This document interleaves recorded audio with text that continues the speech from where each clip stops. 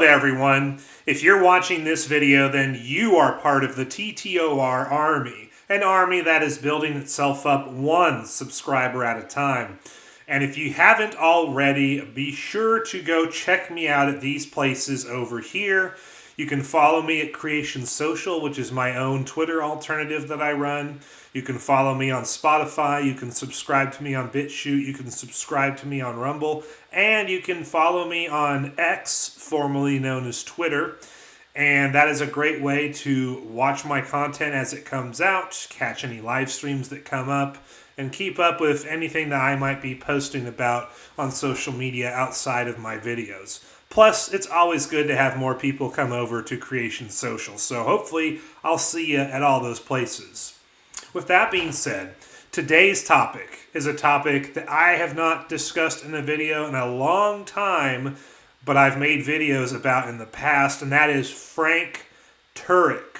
Now, the reason why we're talking about Frank Turek today is that recently on his Twitter account, Frank Turek shared a 3-minute video where he was having a Q&A session, and one person in particular asked him if he was a Young Earth Creationist, meaning that he believed that the days of creation were ordinary days like we experience today, or as they call it, literal days. And so I watched this video all the way through, and I was not very impressed, for lack of a better term. Frank Turek said a lot of things that old Earth creationists have been saying for literally my whole life to justify their old Earth creationism beliefs. But we're going to go through this entire video, every second of it, and we're going to respond to the various things we see therein. So, starting at the very beginning and going through the first 64 seconds of the video, we see the following. So first I want to ask you a question. Would you consider yourself a Young Earth Creationist in that you think Genesis means that losing my words. Mm-hmm. Would you say you believe that Genesis is literal and that God created the world in 6 literal days? I'm absolutely certain the universe is at least 64 years old. Okay. I'm going to throw my mom in there. It's at least 88 years old. Okay. All right, look. The Christians are going to argue both sides of this. Here's what I think is true, and could I be wrong? Of course. What does the first verse of the Bible say? In the beginning, God created the heavens and the earth. Okay, when did God create the heavens and the earth? In the beginning. When was the beginning? It doesn't say. It doesn't say. What does the next verse say? It says, and the earth was formed and without void. Yes, the earth was formless without void. So we've gone to creating the whole universe in verse 1, and now suddenly we're zooming in on the earth. How long did that take? We don't know. We don't know. This is why John Lennox at Oxford University in his book, 7 Days That Divide the World, says, the Bible leaves the age of the universe indeterminate. So, as we saw in that particular clip, which you can see on screen just happened, the college student asks Frank if Frank considers himself to be a Young Earth Creationist, primarily asking if Frank Turek believes that the days of creation are ordinary days like we experience today. Frank Turek at first gives a humorous, sarcastic answer designed to relieve any potential tension with the questioner or with the people in the room. But then Frank Turek says that the Bible doesn't say in Genesis 1:1 when the beginning was, so the age of the universe is unknown in relation to the Bible. And that's what the word indeterminate means. It means we don't know. So there's a few things I'd like to say about that. First off, not a single Young Earth Creationist that I know or have heard of has ever argued that Genesis 1 or any verse within it tells the reader how old the earth and universe is. What I and every other Young Earth Creationist apologist has ever argued is that when you add up the genealogies and time spans that we find in Genesis, Exodus, and 1 Kings chapter 6, verse 1, you discover that the time between the creation of the universe and the 4th year of King Solomon's reign is 3,149 years. The fourth year of King Solomon's reign was 962 years before Jesus was born, and our current calendar starts with Jesus' birth, so 3,149 plus 962 plus 2,026 means that based on the data provided by the Bible, the universe and earth are 6,137 years old. That is the actual argument that Young Earth Creationists use to come up with the idea that the Earth and universe are roughly 6,000 years old. Not a single Young Earth Creationist that I know or have heard of ever says, well, Genesis 1 tells you how old the Earth and universe is. This is a complete straw man that Frank Turek is presenting here when it comes to answering whether or not the days of creation were ordinary days like we experience today. More on that later.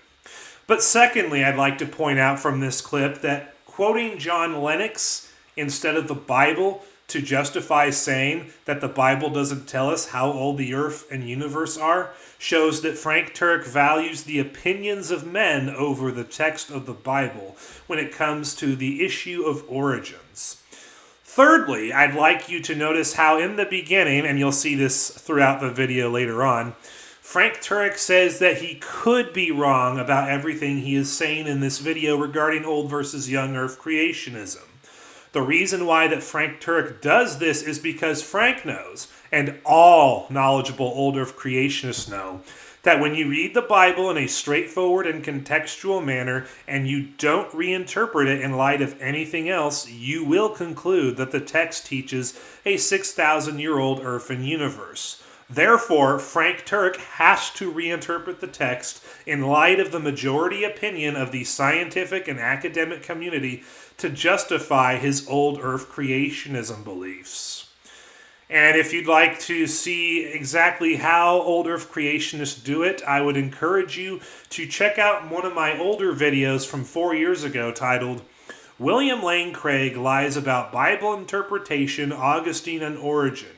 And in this video, you will see clips of William Lane Craig admitting that old earth creationists are not supposed to reinterpret the Bible in light of anything outside of it. But then he'll go on to say that, well, we need to reinterpret the Bible through the lens of the worldview of modern science. Not the data, the worldview, which is another way of saying the majority opinion of the scientific and academic community. So William Lane Craig, in this video, if you watch it, you will see him admit that he does the very thing he says he's not supposed to do in order to justify his old earth creationism beliefs. Mainly, he reinterprets the Bible in light of the majority opinion of the scientific and academic community on origins.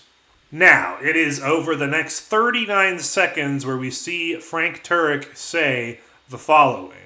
Could it be old? Could it be young? It could be either.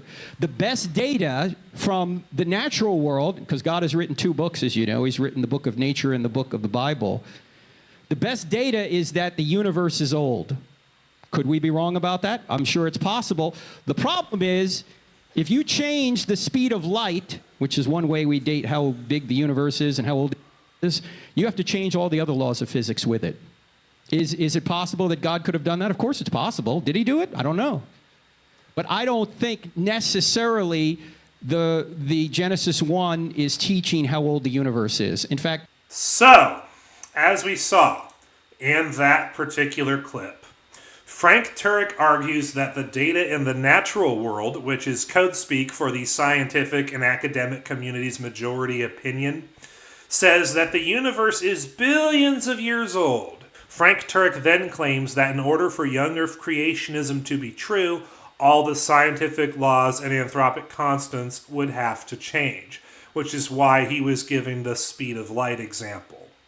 Now, Frank may think that the data of the natural world supports the universe being billions of years old, but as William Lane Craig revealed in my previously mentioned video that you saw on screen, old earth creationists like Frank Turek know that they are not supposed to reinterpret the Bible in light of evolution and or billions of years, being the majority opinion of the scientific and academic community, which William Lane Craig calls the worldview of modern science. But old earth creationists reinterpret the Bible in light of evolution and billions of years anyway in order to justify their old earth creationism beliefs. The reason why they do this is because they view the scientific community as a higher authority than the Bible on origins. One old earth creationist, the theistic evolutionist Perry Marshall, was willing to admit this in his 2015 book, Evolution 2.0. And on page 327 of Evolution 2.0, we see the following written by the theistic evolutionist Perry Marshall. Modern science speaks much more definitively about the age of the earth than the Bible does, so it is perfectly legitimate to allow science to settle this question. So, as we can see, the theistic evolutionist Perry Marshall claims that the Bible is less definitive about the age of the earth than modern science is, so modern science gets to be the arbiter of how old the earth and universe are. Now, Frank Turek is not a theistic evolutionist like Perry Marshall, as far as I understand him. Frank Turek is a traditional old earth creationist who rejects evolution, but he accepts deep time in billions of years, and to a degree he accepts Big Bang cosmology. That's like your traditional old earth creationist. So Frank Turek doesn't twist the Bible and reinterpret it in light of evolution, but he does twist and reinterpret the Bible to make billions of years fit into it. And that's because, like Perry Marshall, like virtually all old earth creationists, they view the opinions of men, the majority opinion of the scientific and academic community, as being more authoritative than the Bible on origins. We're not going to go into detail in this video, but one thing I have noticed over time is that when old earth creationists like Frank Turek reject what the Bible says on origins and reinterpret it in light of billions of years and or evolution, what I have noticed happened over and over again is that these old earth creationists start compromising on other things that the Bible teaches, to the point where some of them even went so far as to reject biblical inerrancy. But on to the second point about the clip we just saw. Frank's claim that all the laws of physics and the anthropic constants would have to change in order for young earth creationism to be true commits the non sequitur fallacy. It does not logically follow from young earth creationism being true that all the scientific laws and anthropic constants would have to change. In fact, the same Bible that teaches that the earth and universe are roughly 6,000 years old also teaches the law of entropy in Psalm 102, verses 25 through 27. The law of entropy is arguably the most irrefutable scientific law that we have. So if the Bible is teaching the law of entropy, and it's also at the same time teaching a 6,000-year-old earth and universe, then obviously the laws of science and anthropic constants don't have to by default change in order for young earth creationism to be true. Now, in case you don't believe me that the law of entropy is taught in Psalm 102, 25 through 27, let's actually look at the text of that passage, which says the following. In the beginning you laid the foundations of the earth, and the heavens are the work of your hands. They will perish, but you remain. They will all wear out like a garment. Like clothing you will change them, and they will be discarded, but you remain the same, and your years will never end.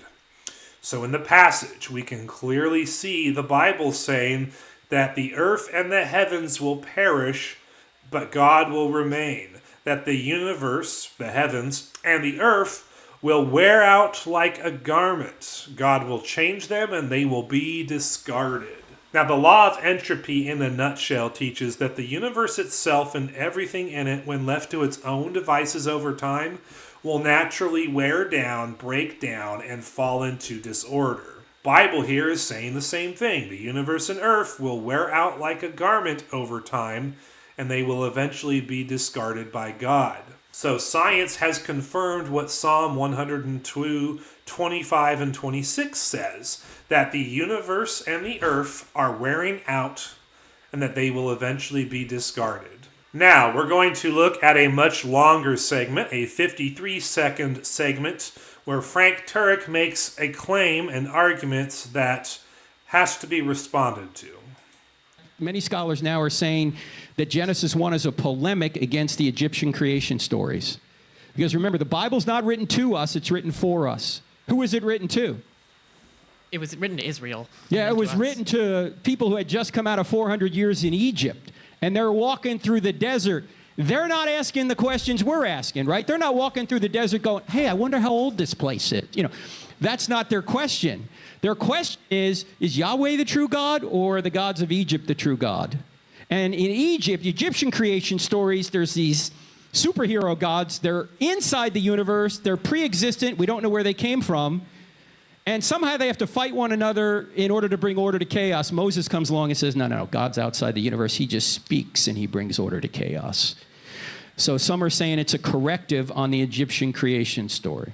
So, as we saw in that particular clip, Frank Turek argues that Genesis is a polemic for the people of Israel that was written to combat the false gods of the Egyptians, and he claims that the people of Israel, to whom Genesis was written to, would not have had any interest or concern with the age of the universe and earth. Now, this is a cute story that Turek is telling, but it's all built on the foundation of his earlier claim that Genesis 1:1 doesn't tell us how old the universe is. We've already seen earlier in this video that no Young Earth Creationists argue that Genesis 1 or any verse therein tells us how old the earth and universe is, and we've already seen the data in the Bible and in history that leads Young Earth Creationists to the conclusion that the earth and universe are roughly 6,000 years old. So for Frank Turek to bring all this stuff up is completely irrelevant and is nothing more than an intellectual smokescreen to distract you from the problems of what he's said and with what he hasn't said. Which leads into my next point.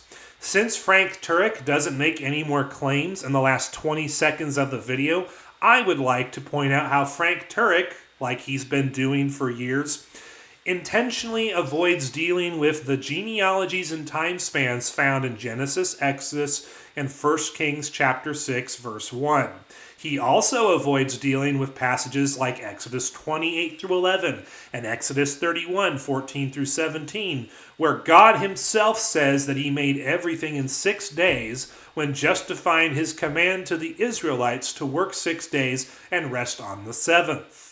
Frank Turek also avoids Numbers 12, 6 through 9, where God tells Aaron and Miriam that he did not speak in any kind of coded language to Moses when he revealed the Torah to Moses. So according to God himself, the text of Genesis 1:1 through 2:3, all the genealogies and time spans found in Genesis and Exodus, in all the parts where God says in Exodus that he made everything in 6 days, according to God himself in Numbers 12, 6 through 9, the text of those books are meant to be read in a straightforward manner, and you do not have to reinterpret them in light of anything else to figure out their true meaning. In other words, the text of those books means exactly what it says. Now, we're going to watch the last 20 seconds of the video because the college student who asked Frank Turek the question implies a claim that is worth responding to. Now, let's go ahead and watch that particular clip. That's what I've always heard. Uh-huh. That's what I've been hearing the last few years. So when some people say that it's only that it has to be literal, someone who's studied a bit of hermeneutics, now I would kind of bring that into question, especially when studying the history. So, thank you. I'm glad that you kind of agree with me to an extent. All right, thank you, Cameron. Thank you. All right, so as we saw at the very end of the video, the student who asked Frank Turek the question said that once he studied hermeneutics, he couldn't believe the idea that the days of creation were ordinary days like we experience today. Now, most of my life, especially after I became a Young Earth Creationist and when I was still an Old Earth Creationist in my early 20s, Old Earth Creationists have been claiming that one of the reasons why Young Earth Creationists believe what they believe is that they don't understand hermeneutics. And the implication is that if they did, young Earth creationists would realize that the Bible allows for the universe and Earth to be billions of years old, and they wouldn't be young Earth creationists at that point. Now, let's give an English lesson to this college student because apparently he never got English taught to him. The word day has multiple meanings, and the context around it indicates which meaning applies in which situation.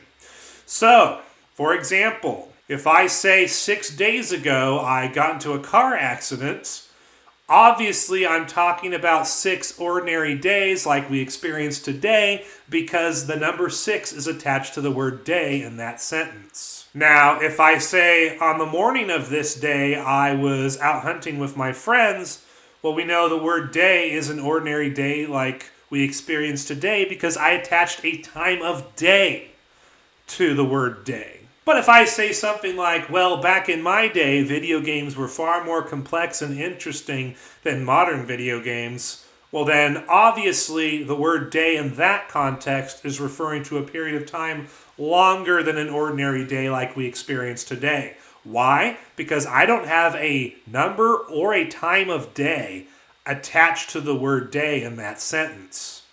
But what we read in the creation account should settle this once and for all because we see for the first 6 days of creation a number and time of day is attached to the word day. And on the 7th day of creation, a number is attached to it and it's spoken about in the past tense. So we have evening and morning the first day, evening and morning the second day, evening and morning the third day, evening and morning the fourth day, evening and morning the 5th day, evening and morning the 6th day, and then the 7th day. So the English language clearly indicates that the days of creation were ordinary days like we experience today because they have both a time of day and a number attached to each instance of the word day throughout the account. Now, just having a number attached to the word day by itself, or having a time of day attached to the word day by itself, would be a crystal clear positive indicator that the word day is an ordinary day like we experience today.